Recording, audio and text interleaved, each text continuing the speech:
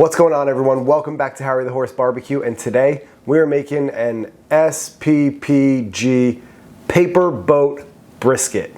If you want to figure out what all that means, keep it locked right now. Harry the Horse Barbecue. All right, y'all. In front of me, I've got a nearly 16-pound USDA prime brisket that I picked up from Costco. I had to drive about an hour out to Connecticut to go to a Costco there to potentially find a decent brisket. This brisket cost me about $90, which is about half the price of a Creekstone Prime. I don't think it's going to be the same level of quality. However, this is a good commodity style brisket. All right, so what am I talking about when I say an SPPG paper boat brisket? I think it's worth trying to investigate some other rubs. And, you know, some people have used salt, pepper, garlic, SPG, right? And that's well and good. And I want to try that, but I'm trying to kick it up to the next level. Roasted granulated garlic. Now, if you've ever roasted garlic, man, the flavor is just so much better than a raw garlic. And in my experience using this granulated garlic, this thing kicks up steaks and chicken and any kind of protein up to the next level. So I want to see what this is like rocking on a brisket. So we've got our S in kosher salt, coarse black pepper, our second P, paprika, some Hungarian paprika. Not smoked, I don't want to add any artificial or weird smoke flavor. Natural Hungarian paprika from Savory Spice. Their spices are so high quality, guys, you gotta give them a try. And then I've already showed you our G in our garlic. So an SPPG brisket, the paper boat aspect. We're gonna wrap this bad boy in butcher paper and then do the foil bow technique around the outside to help speed up the cooking process. It is getting cold outside. I think the low today is 28 degrees. It's gonna be cold sitting by the fire, so I'm gonna try and expedite this cooking as much as possible. For our rub today, we are gonna kind of go with the classic 2 parts coarse black pepper to basically 1 part everything else. So I've got 4 tablespoons of a coarse black pepper here, which means I'm gonna do 2 tablespoons of everything else. So a 2-to-1 ratio, black pepper to all of our other ingredients. Boop. Boop. Paprika next.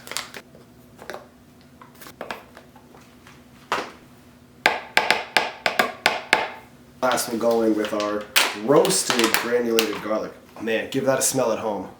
This kicks the crud out of regular granulated garlic, I'm telling you. We've got 2 parts coarse black pepper, 1 part kosher salt, 1 part Hungarian paprika, and 1 part of our roasted granulated garlic. Let's blend it up. And here we have our rub. All right, here is our Costco Prime brisket. You've seen us trim briskets a million times, but I also think that it's very beneficial. In fact, this is a left side brisket, so if I were to hold it up on me like it was on the cow, it would go something like this. So, let's make a couple trims, and then we'll get to seasoning.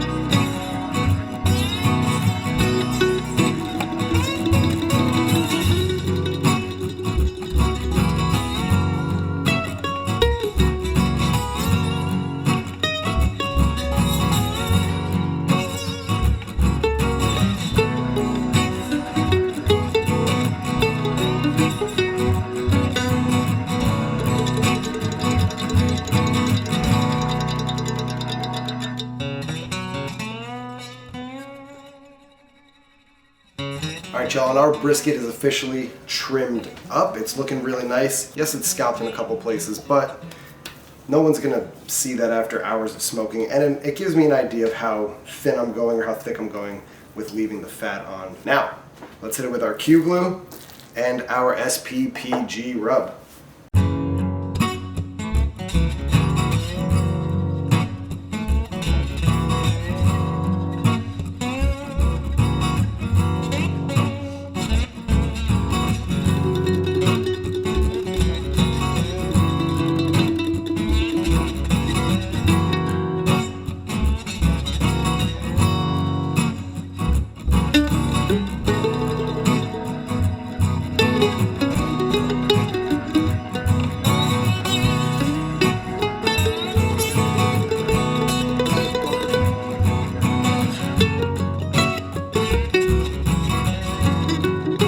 Alright, y'all, our brisket is all seasoned up, nice and covered. It's looking really red from that paprika, okay? Almost a similar color when you throw Lowry's on it.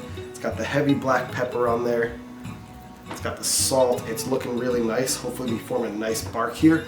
Let's throw this on the cooker. Alright, y'all, our SPPG brisket is ready to get thrown on the cooker. Let's throw it on.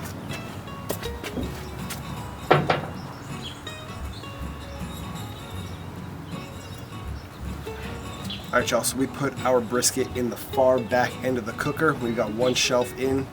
We're gonna let this rock at 250 to 260, somewhere there, for the first 3 to 4 hours. We'll bring you back when we check on it. See you guys in a little bit. Alright, y'all, 4 hours in on this brisket. Let's take a first look at this brisket.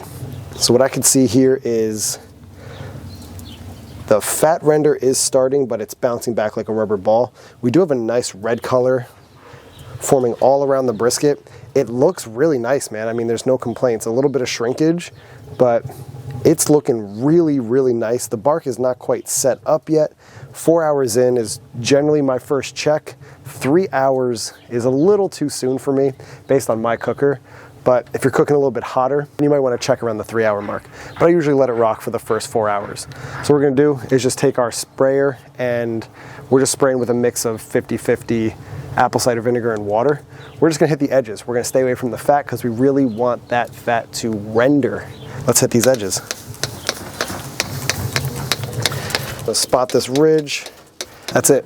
I'm out. So we close it up. We've got a few other things rocking in the smoker. We're gonna keep an eye on this brisket for the next few hours. Hopefully at around the maybe 8 to 10 hour mark, that fat is nice and rendered and we can start to wrap it in our beef tallow lined butcher paper. Until then, we're gonna keep rocking. We're actually gonna bump up temps now to 275 consistently throughout the whole cook until we wrap. Then maybe we may bump up to about 285. But around the 4 to 5, 6 hour mark, somewhere in that range, I like to bump up the temps. I start around 250, 260, and then bump up to 275. So that's what we're gonna do now, and we'll catch you guys back when we wrap.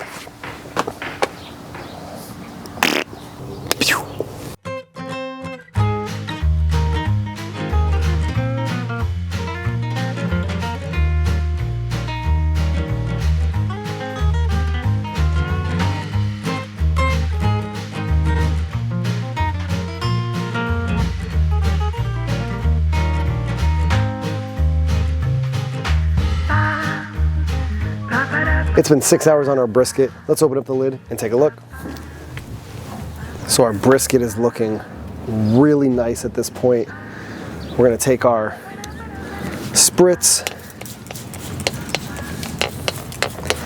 hit the edges. Nothing's burning. Still not quite where we need to be with fat render on the brisket. Some spots are rendering a little bit better than others. I got a little pooling in the flat of the brisket, so we're gonna tip that over. Only 6 hours in. We plan on wrapping maybe around the 10 hour mark, so we're losing a little bit of daylight, but we'll bring you back for the wrapping process. All right, y'all, so as we just said, we're about 6 hours in on our brisket, and we just threw some South Chicago Packing Company Wagyu beef tallow in an aluminum pan, and we put it right in the cooker.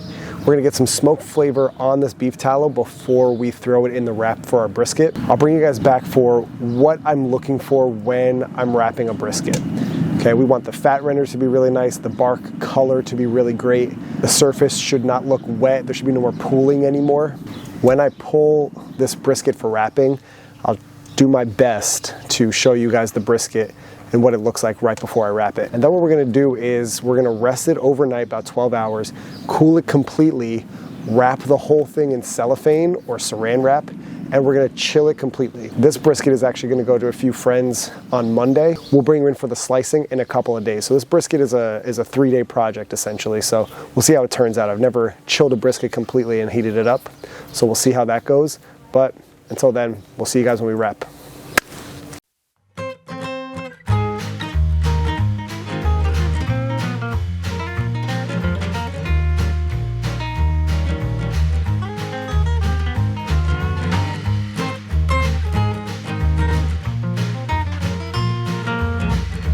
All right, y'all, we're about 10.5 hours into this brisket cook, and this is pretty much what I'm looking for when I'm ready to wrap my brisket. You can see the surface is not as wet as it once was. Still got a little pooling on the flat right there, but it's not nearly as wet. The bark is looking nice, dark, crispy. If I go to push on the fat, you can see right where I'm pushing, it just gives way. But these are the signs I'm looking for when I wrap my brisket, and this is about it. We'll meet you guys inside for the wrap. All right, y'all, and here's the steps to our paper boat brisket. I'm gonna wet the paper down with our apple cider vinegar and water mixture, to make the paper a little more pliable. Step 2 is go down with some of our smoked beef tallow.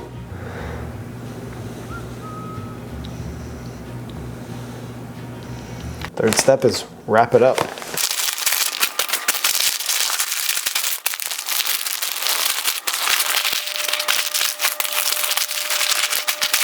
We are going to foil boat the outside of this paper wrap brisket, hence the paper boat. Let's get after it. Let's throw this back on the cooker. We'll bring you guys back when we slice into it. Here we go.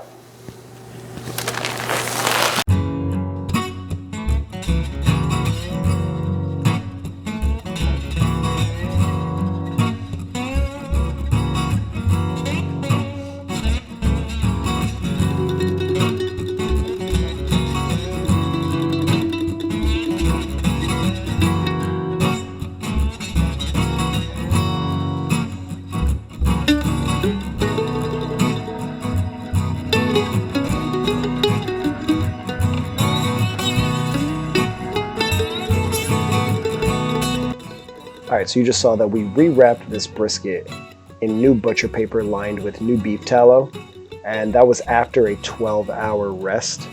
And then that brisket continued to cool down until it reached probably about 140 or even lower. I wrapped the whole thing in cellophane and popped it in the fridge and chilled it overnight. The next day I brought it into work and I reheated it in an oven set at about 200 degrees or so for a few hours until it was reaching about 150 internal. From there, we sliced it up. And you can see these flat slices are slicing really nice. The bark on this is still looking really good after being reheated. Had to sneak a little end cut piece there just to try it out. And the flavor on this brisket was outstanding. As you can see, the point meat there looking pretty good. Fat looking rendered. The fat cap on this was actually rendered pretty well as well. So all in all, this is a successful brisket cook, even though I don't recommend reheating your briskets after chilling them down. They're best after a 12-hour rest. But I had about, I think, 10 minutes to slice this up, so I had to do it fairly quickly, put it in an aluminum container and serve it out to my coworkers, and I came back an hour later and the whole thing was devoured. So all in all, the compliments I received were pretty high, so this brisket was definitely successful. So if you guys liked the video, make sure you leave a comment, make sure you leave a like, subscribe to the channel if you're new, follow us on Instagram at HarryTheHorseBarbecue. We'll catch you guys in the next one. Peace.